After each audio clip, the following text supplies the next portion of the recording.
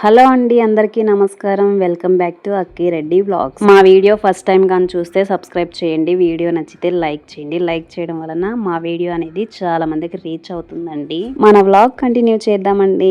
Today recipe చామదుంపల curry. ఈజీగా టేస్టీగా ఎలా ప్రిపేర్ చేసుకోవాలో చూద్దాం. ముందుగా 1/2 kg చామదుంపలు కుక్కర్లో యాడ్ చేసుకున్నాను. సరిపడా ఉప్పు వేసుకొని చామదుంపలు మునిగేంత వరకు వాటర్ యాడ్ చేసుకొని మూత పెట్టుకొని 2 లేదా 3 విజిల్స్ వచ్చేంత వరకు ఉడికించుకోవాలి. స్టవ్ మీద గిన్నె పెట్టుకొని 2 స్పూన్స్ ఆయిల్ వేసుకొని ఆయిల్ హీట్ ఎక్కిన తర్వాత 1 స్పూన్ ఆవాలు, 1/2 టీ స్పూన్ మెంతులు, 2 ఎండుమిర్చి, 1/2 టీ స్పూన్ జీలకర్ర. ఎండుమిర్చి వేగిన తర్వాత మీడియం సైజులో ఉండే 3 ఉల్లిపాయలు తీసుకొని సన్నగా తరిగి యాడ్ చేసుకోవాలి. ఉల్లిపాయలు యాడ్ చేసుకున్న తర్వాత కలుపుకొని ఇప్పుడు కరివేపాకు, 2 పచ్చిమిర్చి సన్నగా తరిగి పెట్టుకున్న పచ్చిమిర్చి ముక్కలు యాడ్ చేసుకున్నాను. 1 స్పూన్ సాల్ట్ వేసుకొని ఉల్లిపాయలు గోల్డెన్ బ్రౌన్ కలర్ వచ్చేంత వరకు ఫ్రై చేసుకోవాలి.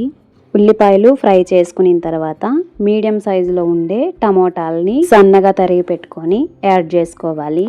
1 స్పూన్ సాల్ట్, 1/2 టీ స్పూన్ పసుపు, రుచికి సరిపడా కారం వేసుకొని బాగా మిక్స్ చేసుకొని టమాటా ముక్కల్ని మగ్గించుకోవాలి. స్టవ్ సిమ్లో పెట్టుకున్నాను. ఇక్కడ 3 విజిల్స్కి చామదుంపలు ఉడికిపోయి ఉంటాయి. చామదుంపలకి తొక్క తీసుకోవాలి. చిన్న సైజుగానైతే కట్ చేయపలేదు, పెద్ద సైజు అయితే కట్ చేసుకోవాలి. ముందుగానే చింతపండు నానేసి పెట్టుకున్నాను. చింతపండు నానిన తర్వాత పిప్పి తీసేసి చింతపండు రసం రెడీ చేసి పెట్టుకున్నాను. ఇక్కడ మనకి టమోటాలు మెత్తబడ్డాయి. చామదుంపలు ఇందులో యాడ్ చేసుకొని 2 మినిట్స్ బాగా మిక్స్ చేసుకోవాలి.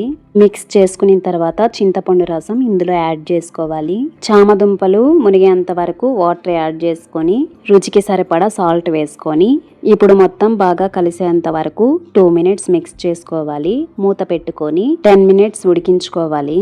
10 మినిట్స్ ఉడికించుకున్న తర్వాత మూత తీసుకొని 2 మినిట్స్ మిక్స్ చేసుకొని కొంచెం కర్రీ చిక్కబడిన తర్వాత ఇందులోకి టేస్టీ కోసం మెంతుల పొడి అండ్ ధనియాల పొడి వేసుకొని మిక్స్ చేసుకొని 2 మినిట్స్ ఉడికించుకోవాలి.